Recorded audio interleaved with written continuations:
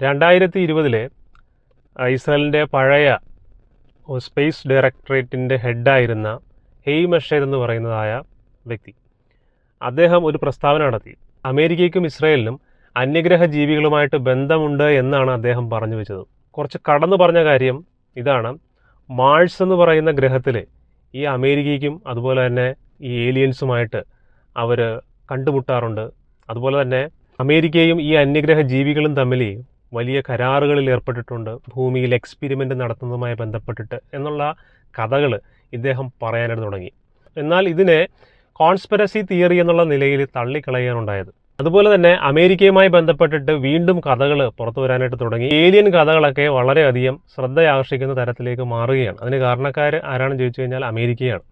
അമേരിക്കയിൽ പ്രത്യേകിച്ച് നമുക്കറിയാം, ഇപ്പോൾ ട്രംപ് ഭരണകൂടമാണ്.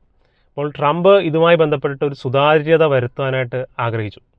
അതിൻ്റെ കാര്യം എന്ന് പറഞ്ഞാൽ, അമേരിക്ക എന്തോ ഏലിയനുമായിട്ടുള്ള ബന്ധങ്ങൾ അല്ലെങ്കിൽ ഏലിയനെക്കുറിച്ചുള്ള രഹസ്യങ്ങൾ അമേരിക്കയ്ക്ക് അറിയാം. അതുകൊണ്ട് അമേരിക്ക എന്ത് ചെയ്യുന്നു, അത് രഹസ്യമാക്കി തന്നെ വെച്ചിരിക്കുകയാണ്, പുറം ലോകത്തെ അറിയിക്കുന്നില്ല എന്നുള്ള തരത്തിലുള്ള വിമർശനങ്ങളുണ്ടായിരുന്നു. പ്രത്യേകിച്ച് അമേരിക്കയ്ക്കുള്ളിൽ നിന്ന് പോലുമുള്ള വിമർശനങ്ങളുണ്ടായി. അതിന് കാരണമെന്ന് പറഞ്ഞാൽ 1940 മുതലുള്ള ചില രഹസ്യ വിവരങ്ങൾ ഏലിയൻസുമായി ബന്ധപ്പെട്ടിട്ടുള്ളത് അമേരിക്കയ്ക്ക് അറിയാമെന്നുള്ള നിലയിലാണ് വിമർശകർ അതിനെ വിമർശിച്ചത്.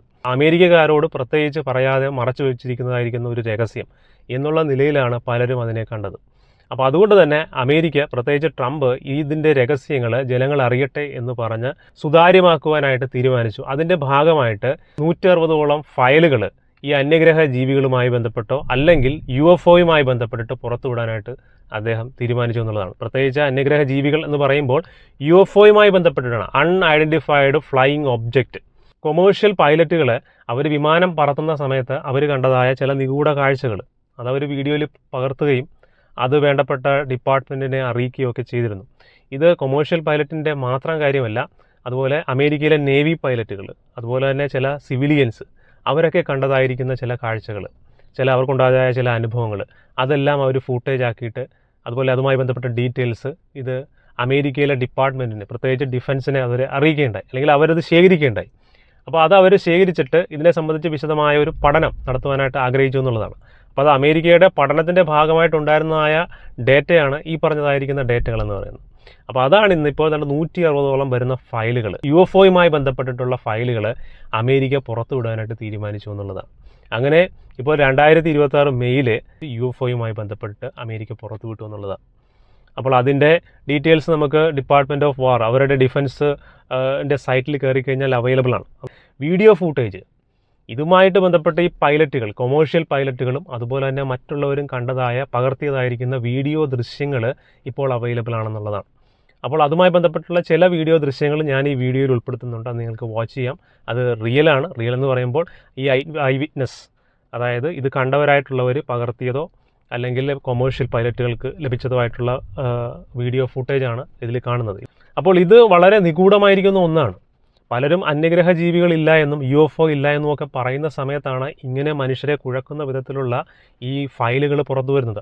പക്ഷേ ഇത് പുറത്തു വിടുമ്പോൾ തന്നെ പെൻറ്റഗൺ വളരെ ശക്തമായിട്ട് പറയുന്ന ഒരു കാര്യമുണ്ട്: ഇതിനൊന്നും അടിസ്ഥാനമില്ല എന്നുള്ളത്. ഇത് UFO ആണോ എന്നുള്ളതിന് കൃത്യമായിരിക്കുന്ന എവിഡൻസ് ഇല്ല, തെളിവില്ല എന്നുള്ളതാണ്. ചില വീഡിയോ ഫൂട്ടേജുകൾ മാത്രമാണിത്, അല്ലാതെ ഇത് അന്യഗ്രഹ ജീവികളുടെ പേടകമാണെന്ന് പറയത്തക്ക വണ്ണമുള്ള ഒരു അടിസ്ഥാന തെളിവുമില്ല എന്നുള്ള നിലയിലാണ് അവർ പറയുന്നത്. അപ്പോൾ ഇതിനെ വിമർശിക്കുന്നവരുണ്ട്. അവർ പറയുന്നത് മറ്റെന്തെങ്കിലും പ്രതിഭാസങ്ങൾ കൊണ്ട് ക്യാമറയിൽ പതിയുമ്പോൾ അത് ഈ നിലയിൽ വരുന്നതാണ്, പ്രകാശത്തിൻ്റെയും ലെൻസുകളുടെയൊക്കെ പ്രത്യേകത കൊണ്ട് സംഭവിക്കുന്നതാകാം എന്നുള്ള നിലയിലുള്ള വ്യാഖ്യാനങ്ങളൊക്കെ ഇതിൻ്റെ പിന്നിലുണ്ട്. അത് വിമർശകരാണ്, ഇതിൻ്റെ വിമർശിക്കുന്നവർ പറയുന്നതാണ്. എന്നിരുന്നാലും കുറേ അധികം ഫൂട്ടേജുകൾ ഇതുമായി ബന്ധപ്പെട്ടിട്ട് ഇത് അനുഭവിച്ചവർ, ഇത് കണ്ടവരെ പകർത്തിയിട്ടുണ്ട്. ആ പകർത്തിയ ഫൂട്ടേജുകളൊക്കെ റിയൽ ആണെന്ന് തന്നെയാണ് പറയുന്നത്. പക്ഷേ അതിൽ കാണുന്നതായിരിക്കുന്ന ഈ UFO എന്ന് തോന്നിക്കുന്നതായിരിക്കുന്ന ഈ സംഭവം അതൊരു UFO ആണോ അല്ലയോ എന്നുള്ള കാര്യത്തിൽ വ്യക്തമായിരിക്കുന്ന എവിഡൻസ് ഇല്ല എന്നുള്ളതാണ്. അപ്പോൾ അമേരിക്ക എന്തോ രഹസ്യമായിട്ട് വെച്ചേക്കുകയാണിത്. ഈ അന്യഗ്രഹ ജീവികളെക്കുറിച്ചുള്ള അല്ലെങ്കിൽ UFO ടെക്നോളജിയൊക്കെ അമേരിക്കയ്ക്ക് അറിയാം, ഇത് രഹസ്യമാക്കി വെച്ചിരിക്കുകയാണ്, അവരുടെ എന്തോ ഒരു പരമ്പരാഗത സ്വത്ത് പോലെ സൂക്ഷിച്ചിരിക്കുന്നു എന്നുള്ളതായിരുന്നു പലരുടെയും വിമർശനം. ആ വിമർശനത്തിനാണ് ഇന്നിപ്പോൾ അറുതി വരുത്തിയിരിക്കുന്നത് എന്നുള്ളതാണ്. ട്രംപ് ഭരണകൂടം പറഞ്ഞിരിക്കുന്നത് ഡീറ്റെയിൽസുകളെല്ലാം എന്ത് ചെയ്യുക, പുറത്തു വിടുക എന്നുള്ളതാണ്. ജനങ്ങൾ ഇതറിയട്ടെ, സുതാര്യമായിരിക്കട്ടെ എന്നുള്ളതാണ്. ആദ്യഘട്ടത്തിൽ 160 ഫയലുകളാണ് അമേരിക്ക പുറത്തുവിട്ടത്.